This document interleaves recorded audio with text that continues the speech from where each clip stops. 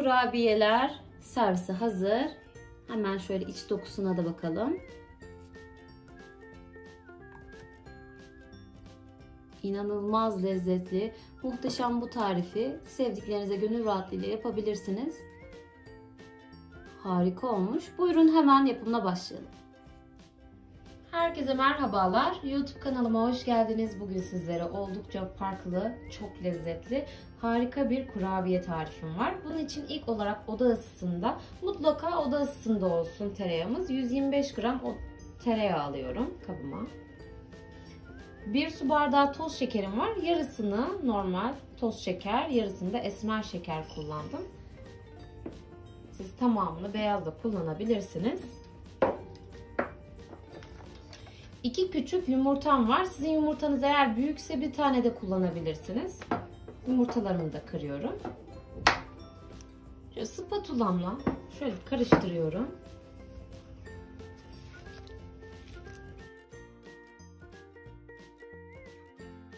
Spatulamı çıkartıyorum. Mikserimle krema kıvamına gelinceye kadar çırpıyorum.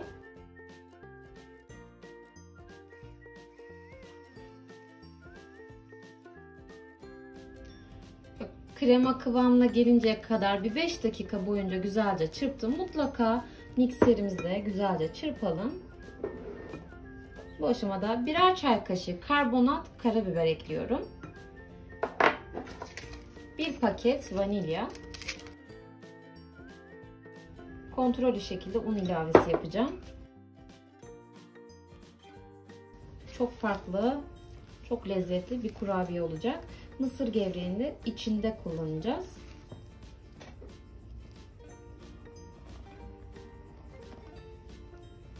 Tam 1 su bardağı un kullandım.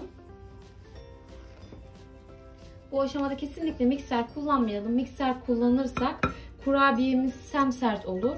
İstediğimiz kıvamı alamayız. Mutlaka bir spatula ile karıştıralım.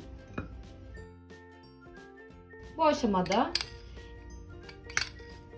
2 yemek kaşığı dolusu fındık krokan ekliyorum. Bunun yerine fındık tozu da ekleyebilirsiniz. 1 su bardağından 1 parmak eksikte parça çikolata kullanıyorum. Bunun yerine damla çikolata da kullanabilirsiniz. Yarısını bitter, yarısını bu şekilde kullanıyorum.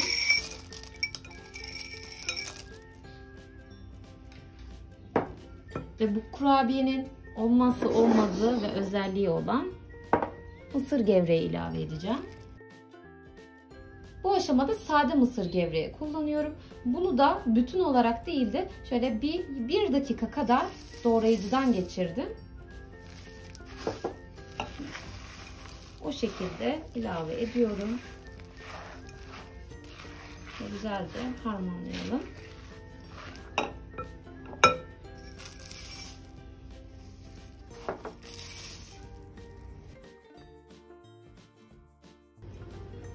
Toplam 3 su bardağı mısır gevreği ilave ettim. Hamurum hazır. Bu şekilde en az yarım saat buzdolabında dinlendirelim.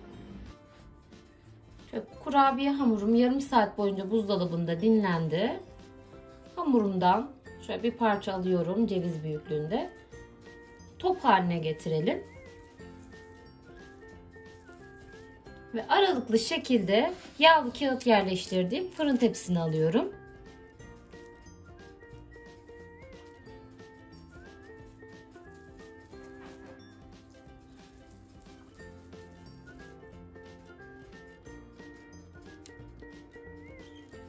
Kurabiyelerimi olabildiğince ayrı şekilde yerleştirdim fırın tepsisine. Önceden ısıtılmış 180 derecede kontrollü şekilde üzeri hafif pembeleşinceye kadar pişirelim. Kurabiyeler yaklaşık 25 dakikada çok güzel bir şekilde pişti. Ve ilk ısısı çıktı 5 dakika.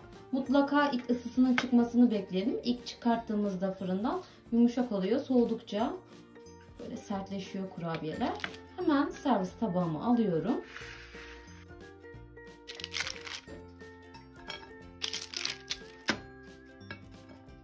Kurabiyeler servise hazır.